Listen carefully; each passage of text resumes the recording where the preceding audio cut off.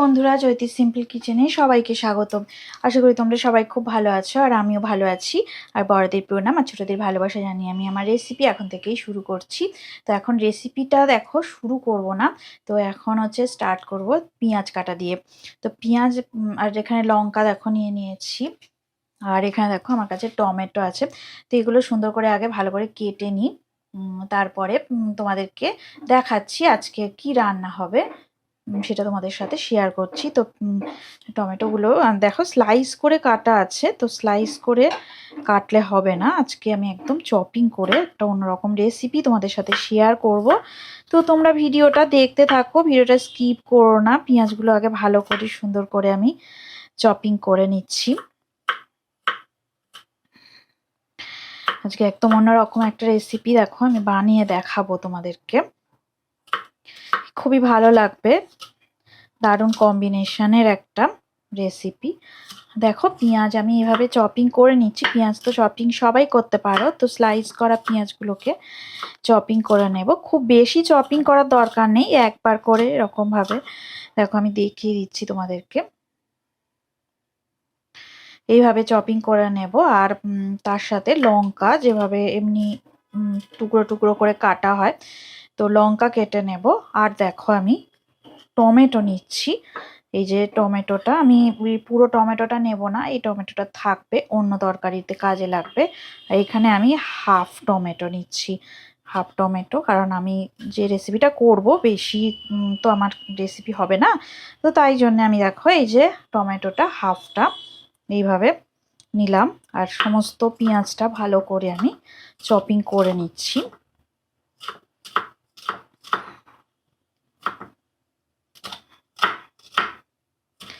কষ্ট করে চপিং করার কিছু নেই, মোটামুটি একটা চপিং করে। তো দেখো আমার পেঁয়াজ আর টমেটো কাঁচা লঙ্কা এইভাবে সমস্তটাই রেডি হয়ে গেছে। আর এদিকে দেখো আমি কড়াটা দেখো আমি বসিয়ে রেখে দিয়েছি। আর তার সাথে আমি গ্যাসের ফ্লেমটা অবশ্য অন করিনি এখনো, এই সবে আমি অন করলাম। তো কড়াটা একদম ধুয়ে পরিষ্কার করে ধুয়ে রাখা কড়া। আর এইদিকে আমি তোমাদেরকে দেখাচ্ছি আজকে কি রেসিপি হবে। তো দেখো আমি পার্শে মাছ নিয়ে নিয়েছি, আমি এরকম ছোট ছোট সাইজের, দেখো এক হাত এক চিকোতের মতন এই সাইজের আমি দেখো 3টে পার্শে মাছ নিয়ে রান্না করছি। তোমাদের মনে হলে বেশি বা কম পার্শে মাছ নিয়ে রান্নাটা করতে পারো। এই রান্নাটা শুধু পার্শে মাছ দিয়ে না, এটা বাটা মাছ দিয়ে খেতেও দারুণ লাগে। তো নুন আর হলুদ আমি মাখিয়ে নেব। আর তার আগে আমি দেখো যে কড়ার মধ্যে তেল দিয়ে দেব, সর্ষের তেল আমি দিয়ে দেব, মাছ ভাজার মতো পরিমাণ মতো সর্ষের তেল দিয়ে দেব। আর মাছের মধ্যে আমি নুন আর হলুদ গুঁড়ো মাখিয়ে নিচ্ছি, অবশ্যই তোমাদের সাথে শেয়ার করব। তো মাছে নুন হলুদ মাখানোটা পরিমাণ মতো আমি নুন আর হলুদ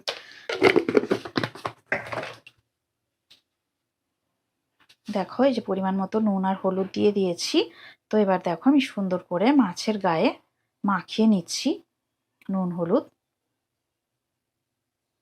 উল্টে পাল্টে সুন্দর করে আমি মাখিয়ে নেব।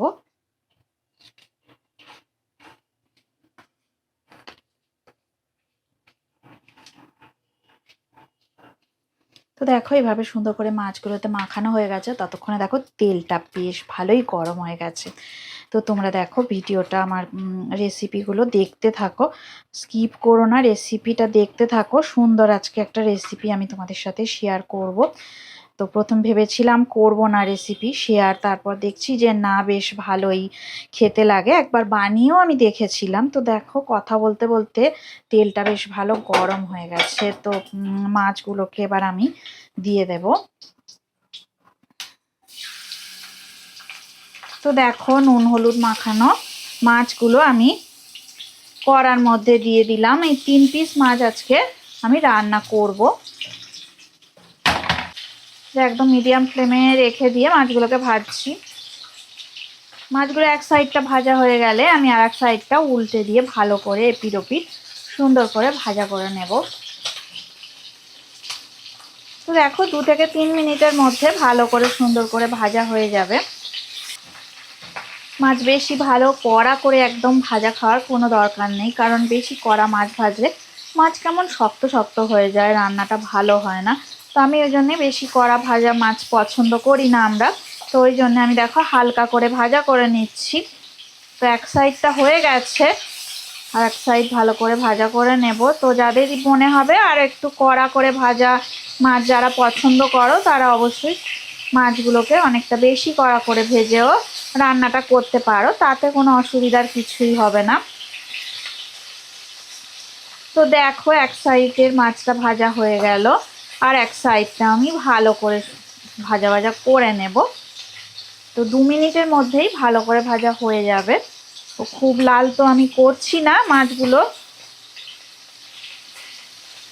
হালকা করে একটু ভাজা করে নিচ্ছি। পার্শে মাছ ছাড়াও অন্য মাছ দিয়ে ওই রেসিপি করা যেতে পারে, খুবই ভালো লাগবে। তো মাছ ভাজা হচ্ছে, এই সময় দেখিয়ে দিই আমি তোমাদেরকে যে আমি কী দিয়ে রেসিপিটা বানাচ্ছি। তো এই দেখো এখানটায় কি আছে দেখো, এটা আছে হচ্ছে সাদা তিল 1 চামচ নিয়েছি আমি, আর পোস্ত 2 চামচ। তো সাদা তিল আর পোস্ত বাটা দিয়ে আমি আজকে সুন্দর করে পার্শে মাছের রান্নাটা করব। তো দেখতে থাকো, আশা করি ভালো লাগবে তোমাদের। তো মাছ ভালো করে ভাজা করা হয়ে গেছে, এইবারে আমি একটা একটা করে মাছ দেখো তেল থেকে আমি তুলে নেব।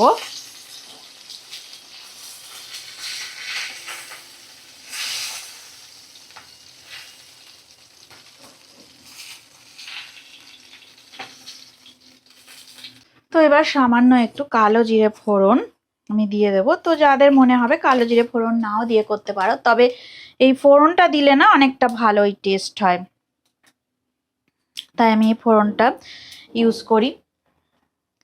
তো দারুণ লাগে এই ফোড়নটা দিয়ে রান্নাটা হলে। তো দেখো বেশ ফোড়নটা একটু গরম গরম হয়ে গেছে। তো এইবারে আমি দেখো সমস্ত পেঁয়াজ, টমেটো আর কাঁচা লঙ্কা এগুলো আমি দেখো দিয়ে দিচ্ছি। একটু সুন্দর করে ভাজা ভাজা হবে। তো ফ্লেমটা একেবারে লো ফ্লেমে রেখে দেব কারণ কড়াটা বেশ ভালোই গরম হয়ে গেছে। তো দেখো 2 থেকে 3 মিনিট ভাজা ভাজা হচ্ছে। তো এই সময়ে আমি একটু সামান্য আদা বাটা দিয়ে দেবো, খুবই অল্প একটুখানি আদা বাটা দিয়ে দিলাম। আর হলুদ গুঁড়ো, নুন সমস্ত পরপর আমি দিতে থাকবো। তো দেখো হলুদ গুঁড়ো পরিমাণ মতো দিয়ে দিলাম,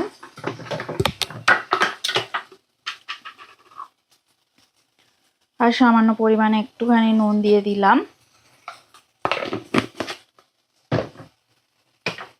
আর একটু কাশ্মীরি রেড চিলি পাউডার একটু অল্প করে আমি দিয়ে দেবো, একদম সামান্য দিচ্ছি, 1 চামচের মতনই আমি দিলাম।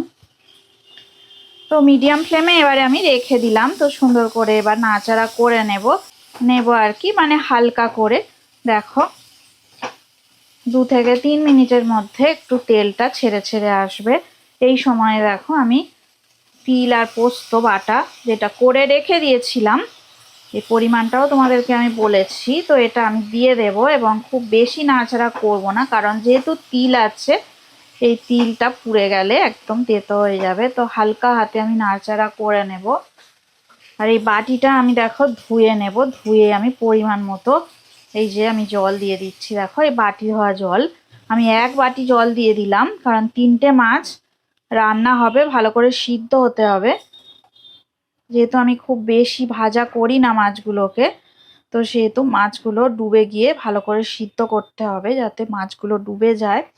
এবং কালারটাও কতটা সুন্দর এসছে তোমরা নিশ্চয়ই বুঝতে পারছো, দারুণ কালার এসেছে শুধু দেখো। আর একটু দেখো আমি পরিমাণ মতো জল দিয়ে দেবো, জলের পরিমাণটা একটু কম মনে হচ্ছে, তো জল দিয়ে দিলাম। আর এইবারে ভাজা মাছগুলোকে দিয়ে দেব। এই রান্নাটা দারুণ খেতে লাগে, তা অসাধারণ লাগে। তো দেখো মাছগুলো আমি দিয়ে দিচ্ছি, এই যে ভাজা মাছ, একটা একটা করে ভাজা মাছ আমি দিয়ে দিলাম।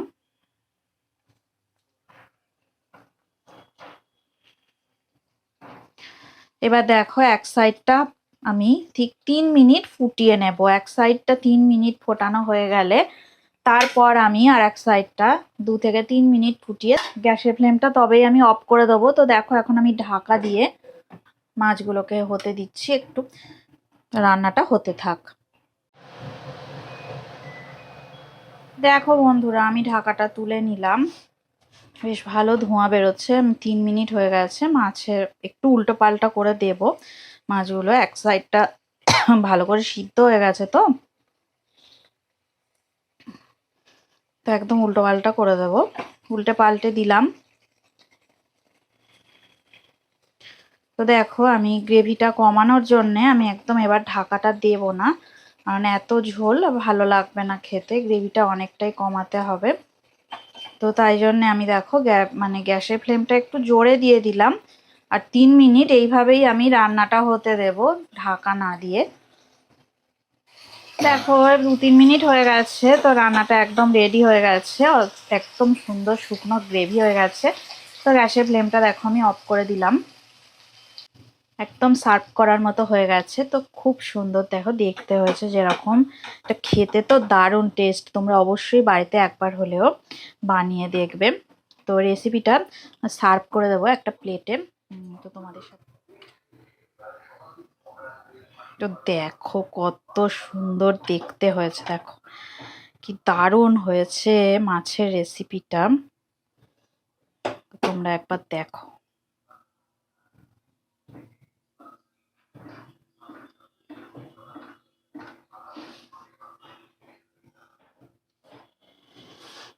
তো তোমরা এইভাবে বাড়িতে অবশ্যই বানাবে। তো দেখো আমি একটু মানে গার্নিশিং করে দিচ্ছি।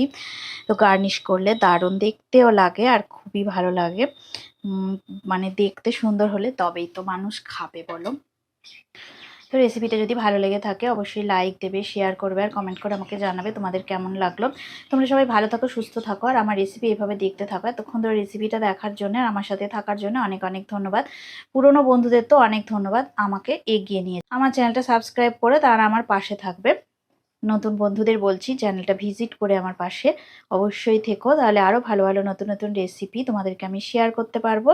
আর পুরনো বন্ধুরা তো অবশ্যই আমাকে সাপোর্ট করে, সবাই সবাই সাপোর্ট করে। পুরনো যারা বন্ধু আছে আর প্রত্যেকে যারা আমার ভিডিও দেখো তাদেরকে অনেক অনেক ধন্যবাদ। তাদের ধন্যবাদ দিয়ে আমি আর ছোটো করবো না, মানে তাদের জন্যই আমার এগিয়ে চলা। আমাকে এত ভালো সাপোর্ট করে আর এত সুন্দর সুন্দর কমেন্ট করে না, আমার খুব ভালো লাগে। তাদের কমেন্টগুলো পড়ি আর আমার মনটা খুব ভরে যায়। তো চলো আজকে কথা না বাড়িয়ে আজকে ভিডিওটা আমি এন্ড করে দিচ্ছি। পরে আবার নতুন রেসিপি নিয়ে তোমাদের সামনে আমি ব্যাপার চলে আসবো।